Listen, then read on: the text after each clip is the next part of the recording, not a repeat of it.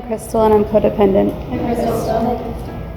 I really like the readings tonight. I have actually a few ideas in my head that I was going to mention.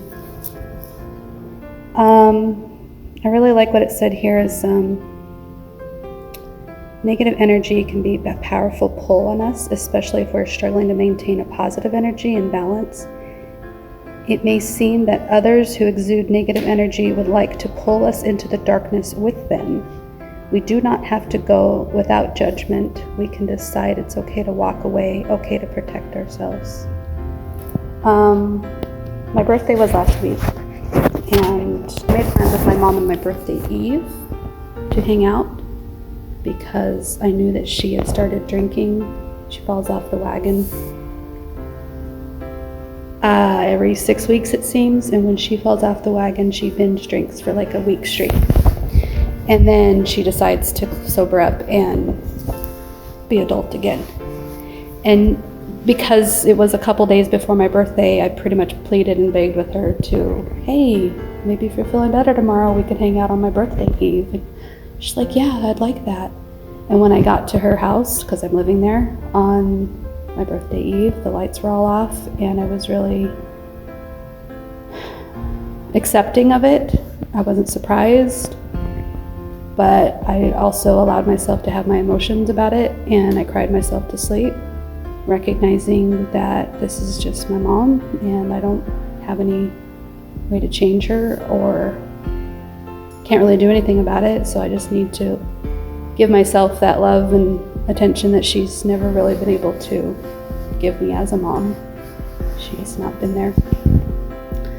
I guess I'm swirling with all kinds of thoughts and emotions because a year ago when I had left my husband and my children were coming back and forth half the time, I felt pretty powerful being on my own for the first time in my 40 years of life, being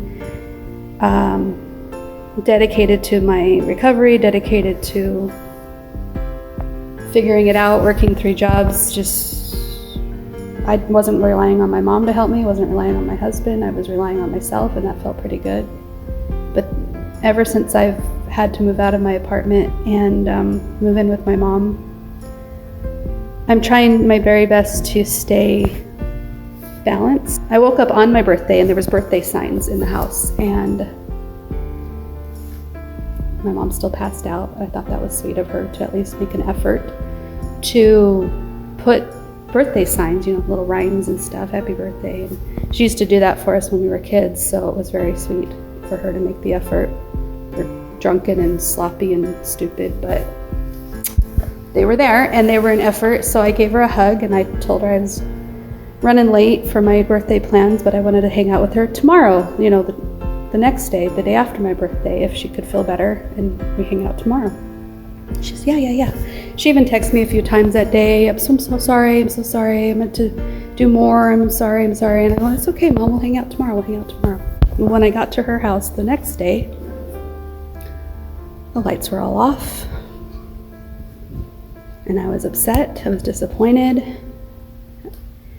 and I was accepting. I wasn't really all that surprised. But I think what I'm trying to say is, tonight's reading was about forgiveness and going through that emotion stuff and pulling it out and then forgiving people. I have been forgiving my mom all my life. She left when I was 7 and left again. Then I moved back with her and then left again when I was 11, moved to Arizona to be with husband number 4. She's just constantly been an unstable person in my life, someone I should have been able to rely on, and because she always had her justifications and her reasons, I felt like I was wrong for having my feelings about it, so I learned how to forgive her very quickly, and I got over it as quick as I could. But that day after my birthday, I allowed myself my anger, and I started yelling at her. And I says, you told me that if I moved in here, you wouldn't want to drink, but that was bullshit, wasn't it? And she's like, yeah, it was bullshit. And I said, and you're probably using me as your excuse to drink, but obviously that's bullshit because you could have used me as your reason to get sober, right? I mean, I don't understand addiction like addicts do, but I do understand that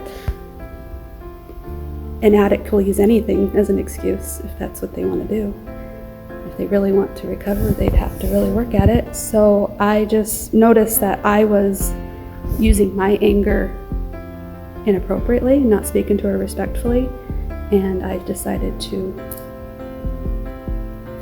choose out and get out safely and go to the room, and I slammed the door and I locked it, and I allowed myself to be mad, but I don't have to yell at her. I don't have to be disrespectful to her. I can be angry and not stoop down to her level, not go be pulled into her negativity, not allow myself to go there.